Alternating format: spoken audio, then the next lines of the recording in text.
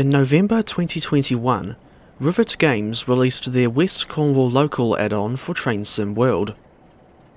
WCL has since gained notoriety for being one of the worst routes in the game, due to its low-quality scenery, subpar sounds on the Class 150/2 Sprinter, and the route coverage ending at St Austell for whatever reason. And don't get me started on the omission of the Falmouth branch. There are still other issues too, but I thought I'd just mention the ones I thought were the most glaring. My parents really liked the county of Cornwall when they visited in the 1990s, so they wanted to go there again, and I don't blame them because, as I saw for myself, it's a very scenic place. One of the main things I wanted to do in Cornwall was check out the section from Penzance to St Austell, plus the St Ives branch of course, although our accommodation was actually in Lostwithiel, a town that doesn't appear on the TSW route, but it is in TS Classic as part of the China Clay for Export route by Creative Rail. The West Cornwall Local exploration began on Wednesday, a day when the weather turned out to be very sunny.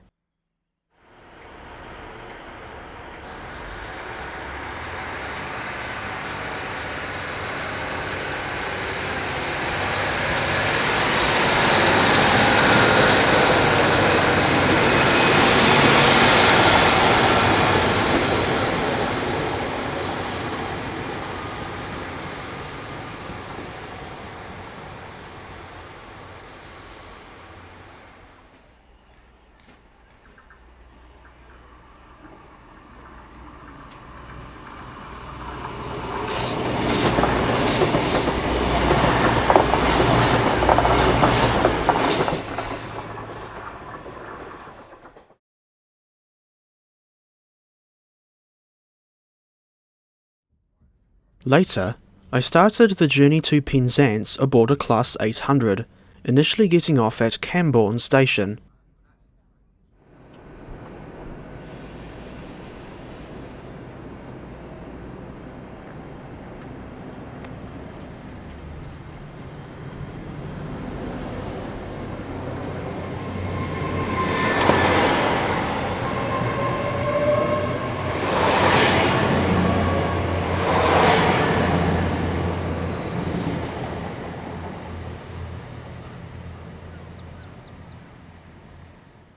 Camborne Station opened in 1843, which makes it 182 years old at the time of my visit.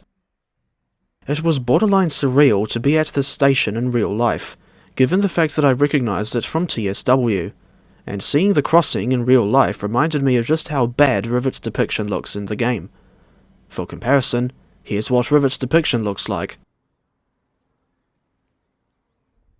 As for why I went to Camborne in the first place, it was to buy something from the Kerno Model Rail Centre, which is around a 10-minute walk from the station.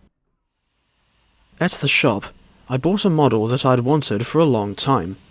It was the LNER J70 tram engine from Rapido Trains UK, represented here by a digital traction model in Train Simulator. Thinking back to the main line, I got back to the station just in time to see a Class 150 leaving for Plymouth.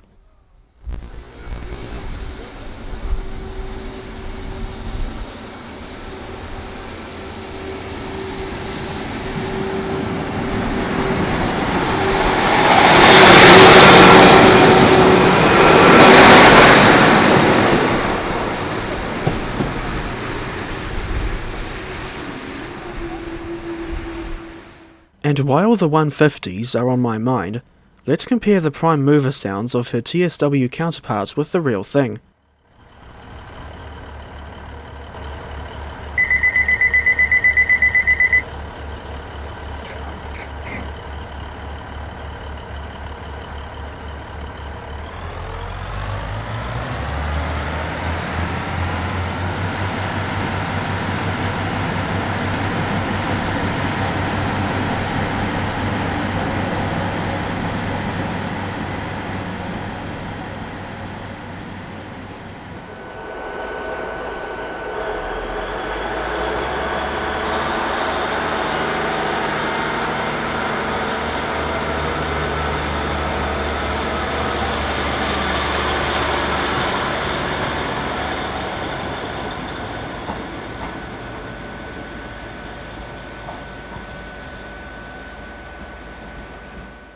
Next, it was time to continue to Penzance, with the motive power for this leg of the journey turning out to be an HST Castle set.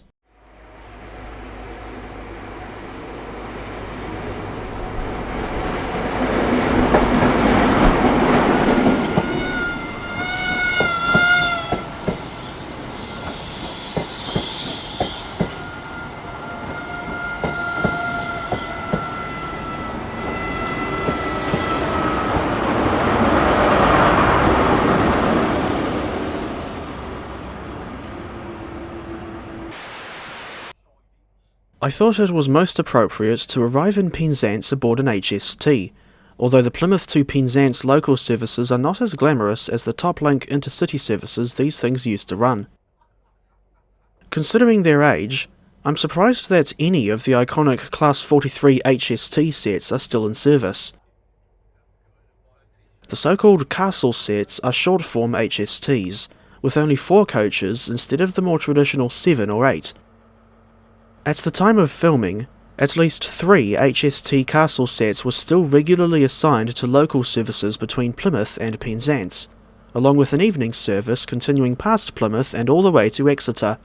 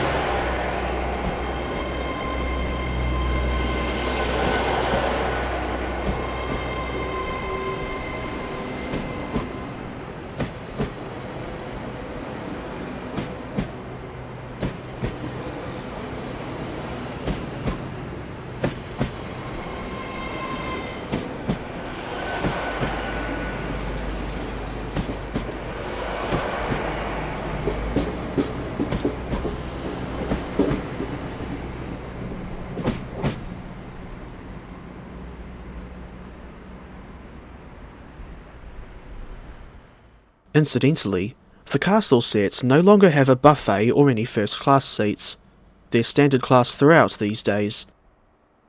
In order to comply with modern disabled access legislation, the Mark III coaches have been modified with sliding doors, which replaced the traditional hinged doors.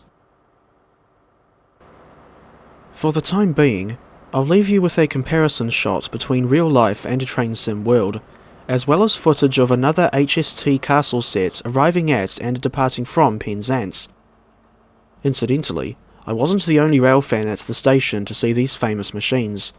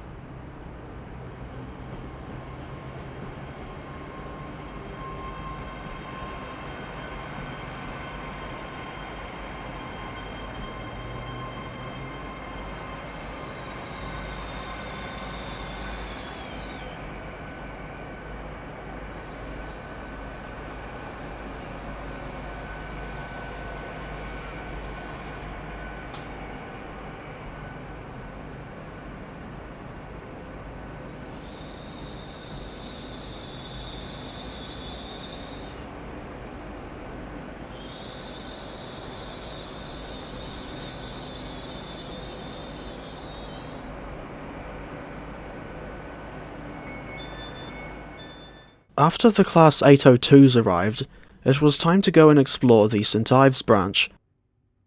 Before that, I had to catch the HST to St Erth, which happens to be the first intermediate station after leaving Penzance. When I got to the junction, I was pleasantly surprised to see that they still use semaphore signals here.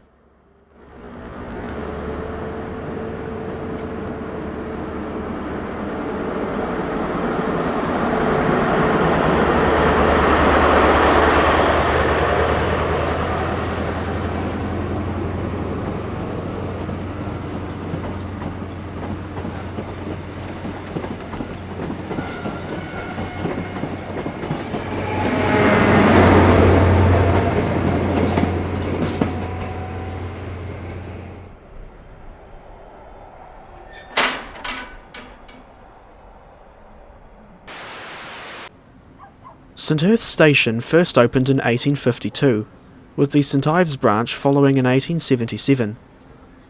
These days, the station serves as an important transfer point for passengers wanting to go to St Ives, with a simple cross-platform transfer between the Bay platform and eastbound mainline platform.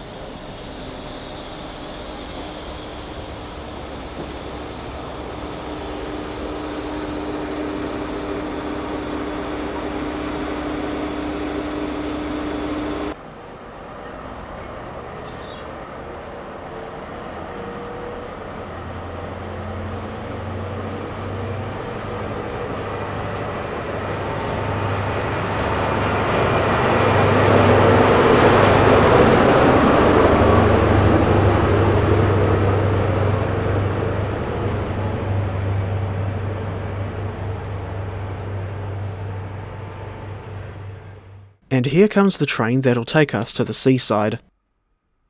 On this particular day, the branch line service was provided by a pair of Class 150s coupled together.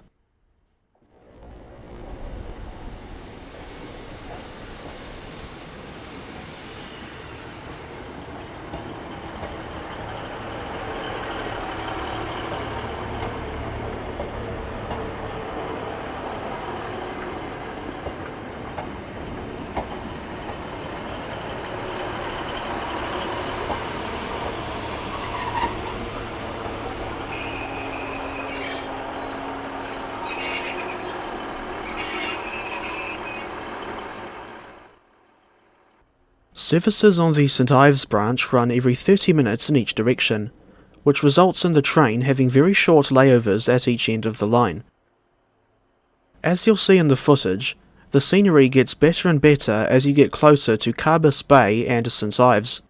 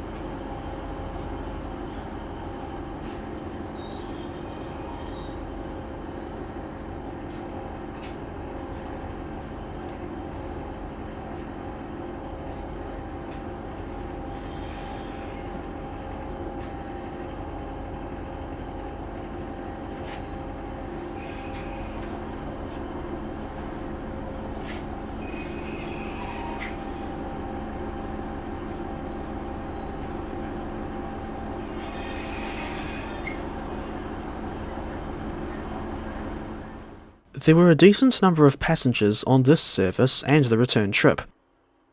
That didn't really surprise me, given what I've heard about the town of St Ives and its popularity.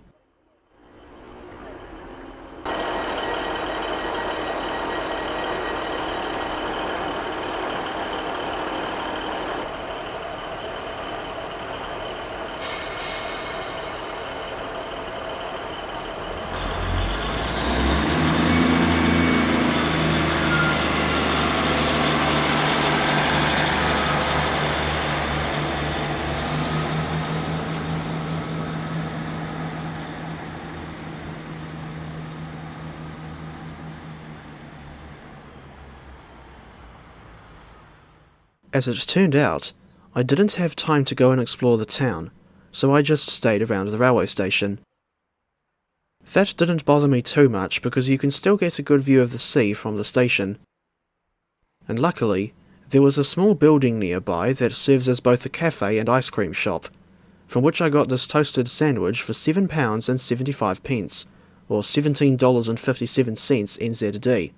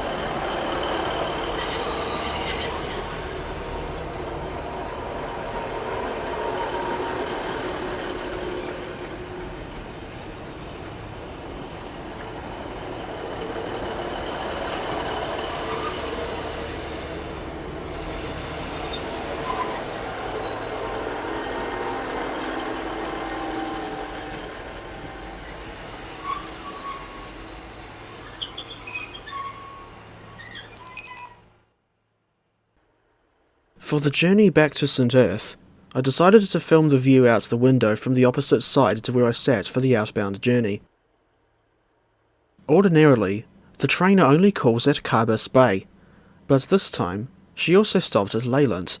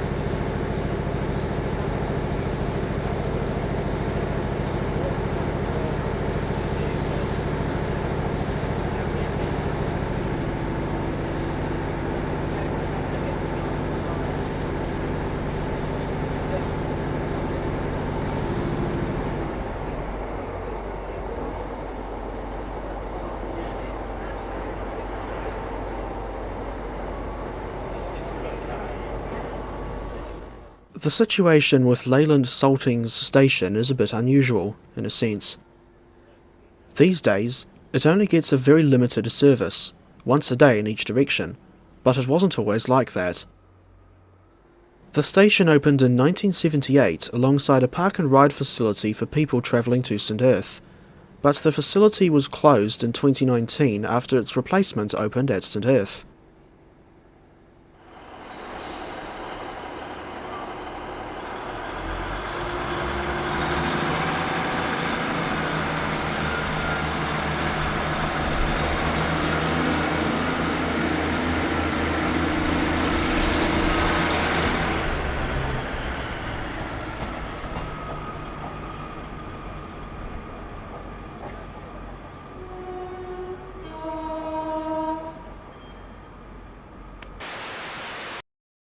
After that journey along the St Ives branch, I decided to head straight back to Lostwithiel, with the motive power turning out to be a Class 802. Personally, I would have preferred another Class 158 or HST Castle set, for one major reason that I'll discuss shortly.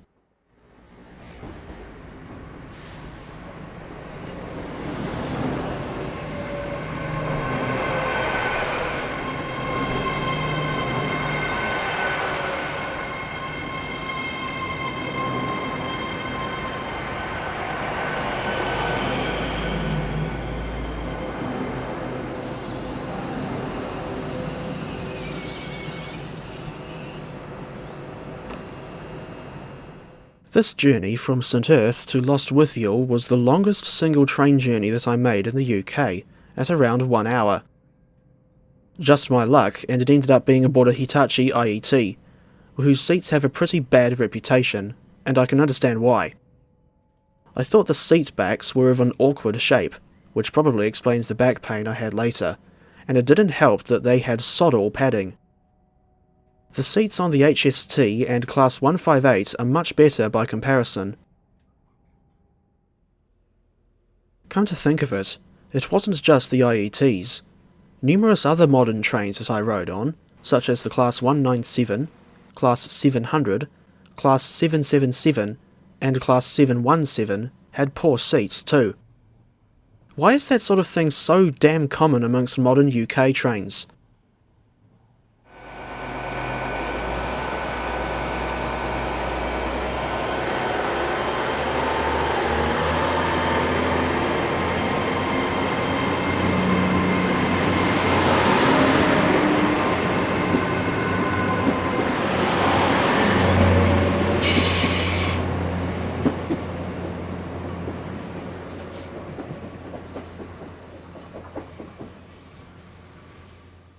After that journey aboard the Class 802, I spent a few hours train spotting at Lostwithiel station.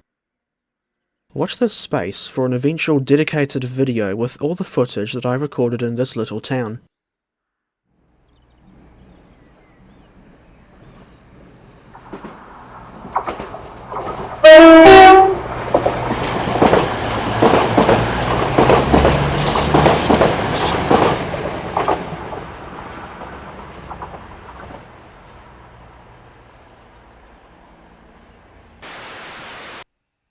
Two days later, I finally managed to get some footage at St Austell station, although I wasn't there for very long.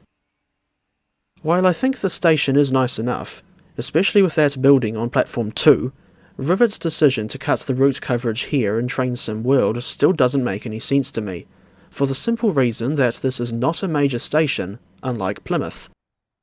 Indeed, there aren't any trains that start or terminate here at St Austell.